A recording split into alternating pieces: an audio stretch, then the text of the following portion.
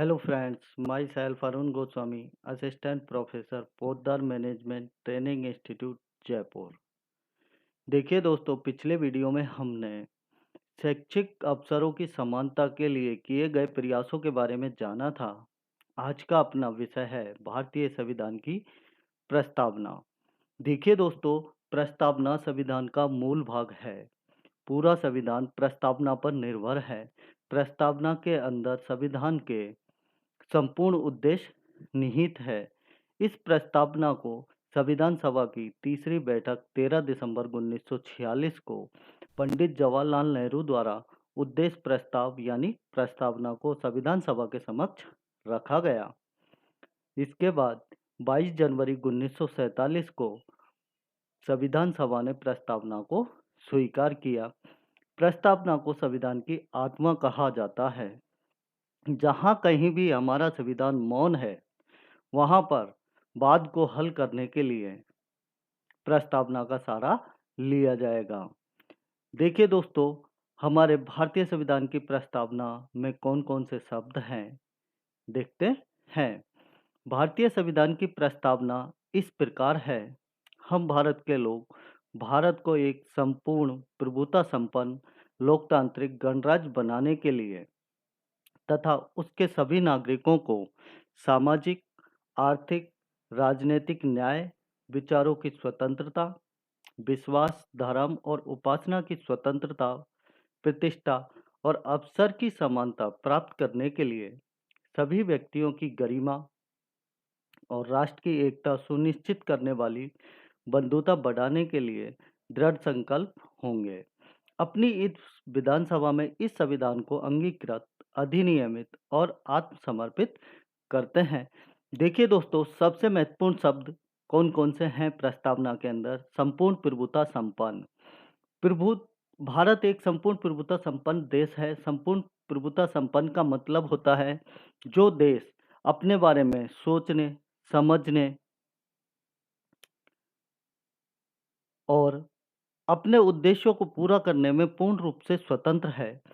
किसी भी प्रकार का कोई बाह्य दबाव नहीं है।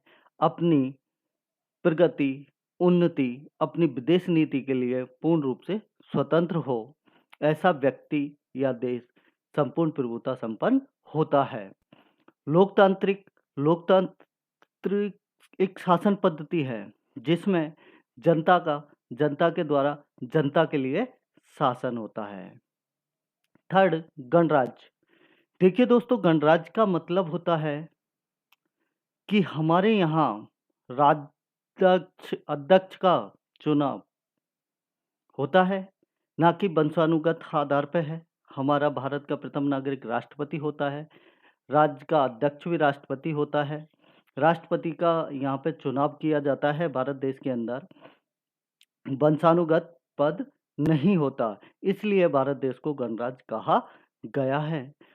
और उसके बाद सभी नागरिकों को सामाजिक, आर्थिक, राजनीतिक न्याय।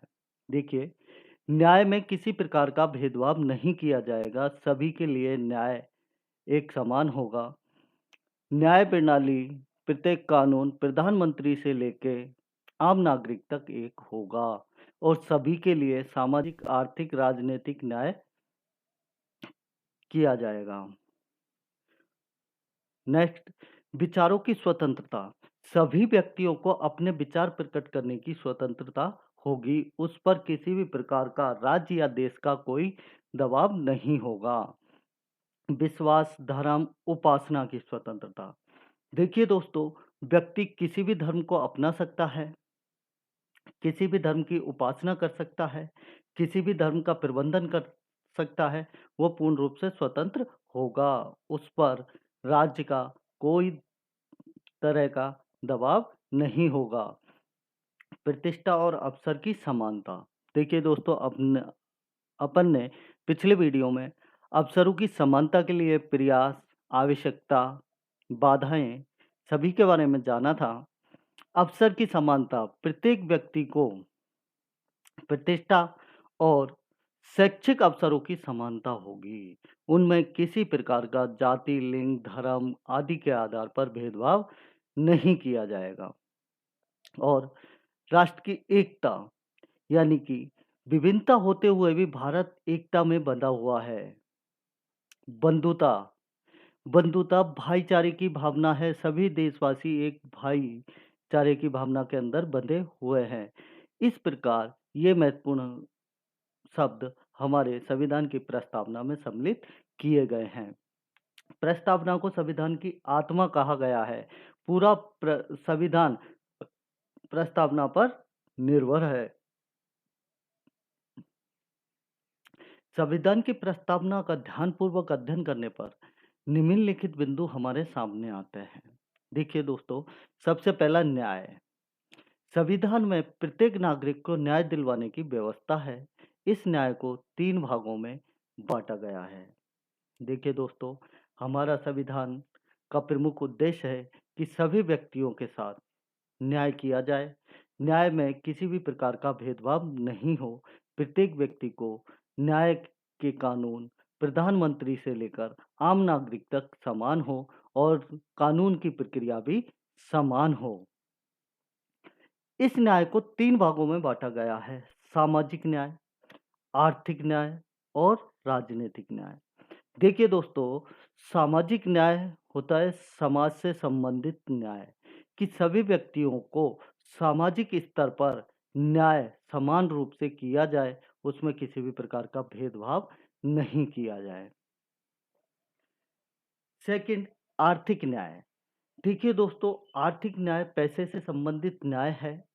सभी को पैसा कमाने की पूर्ण रूप स्वतंत्रता है, पूर्ण रूप से स्वतंत्र है। व्यक्ति कमा सकता है, अपनी आजीविका चला सकता है। सभी व्यक्तियों को अपना व्यवसाय करने की पूर्ण रूप से स्वतंत्रता है और व्यवसाय से संबंधित मामलों में न्याय की भी स्वतंत्रता है। हमारे संविधान में ऐसी व्यवस्था की गई है कि प्रत्येक व्यक्ति को आर्थिक न्याय दिलवाया जाएगा। थर्ड, राजनीतिक न्याय। देखिए दोस्तों, राजनीतिक न्याय में किसी भी प्रकार का कोई भेदभाव नहीं होगा। सभी व्यक्तियों को समान अवसर प्राप्त होंगे। सभी के साथ राजनीतिक न्याय समान होगा। कोई भी व्यक्ति राजनीति में भाग ले सकता है। इसके लिए कोई किसी भी प्रकार का भेदभाव नहीं किया जाएगा। सेकंड, स्वतंत्रता। देखिए दोस्तों, हमारे संविधान में स्वतंत्रता का अधिकार दिया गया है।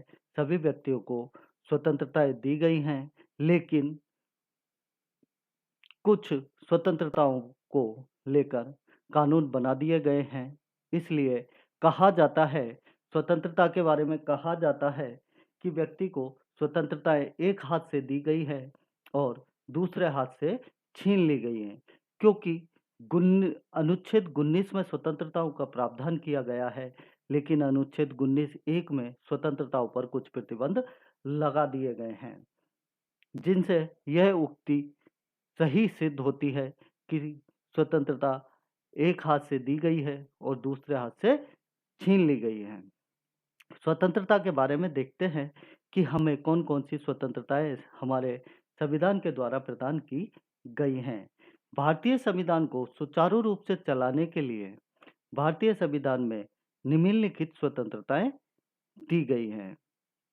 देखिए दोस्तों, फर्स्ट, भाषण एवं अभिव्यक्ति की स्वतंत्रता। सभी व्यक्ति भाषण दे सकते हैं, अपने विचारों को प्रकट कर सकते हैं। वो पूर्ण रूप से स्वतंत्र है, लेकिन देशद्रोही भाषण नहीं होने चाहिए, जनता को भड़काने वाले भाषण नहीं होने चाहिए और व्यक्ति अपने विचार भी प्रकट कर सकता है। थर्ड नंबर, भ्रमण की स्वतंत्रता।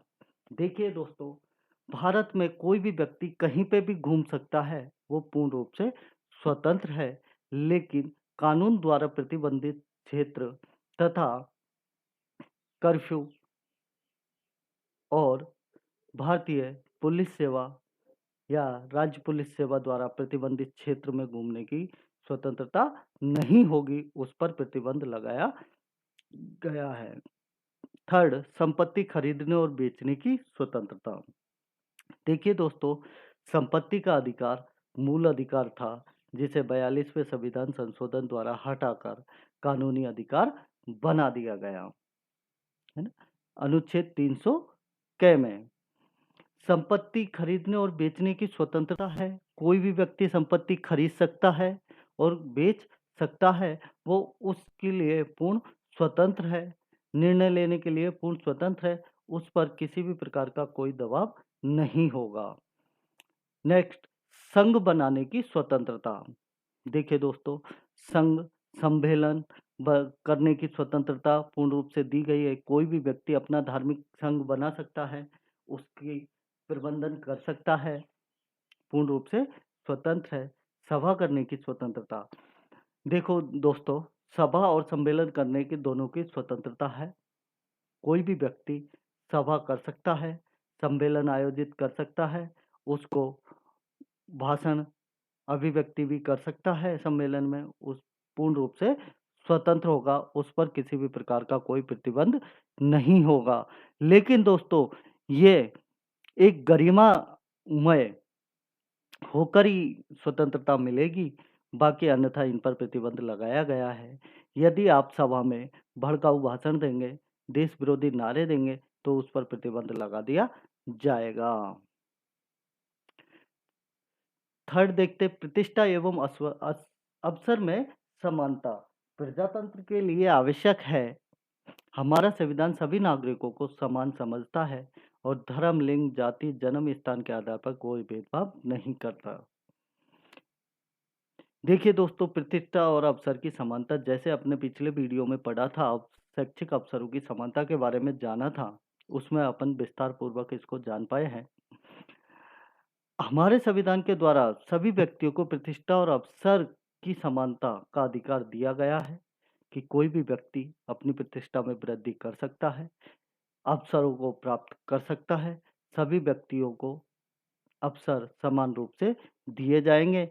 उन प्रत्येक नागरिक से भारत में जन्म, जाति, धर्म, लिंग आदि के आधार पर किसी भी प्रकार का कोई भी भेदभाव नहीं किया जाएगा।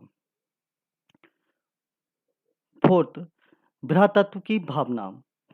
भ्रातृत्व के अनुसार सभी व्यक्ति समान और भाई भाई हैं। किसी भी एक व्यक्ति को धर्म, जाति, क्षेत्रीय संस्कृति के आधार पर अपनों को दूसरे से अलग नहीं समझना चाहिए। देखिए दोस्तों, हमारा संविधान कहता है कि भारत में रहने वाले सभी नागरिक भाई हैं। भाईचारे की भावना को बढ़ाने पर जोर दिया गया है, भ्रातृत्व की भावना पर जोर दिया गया है।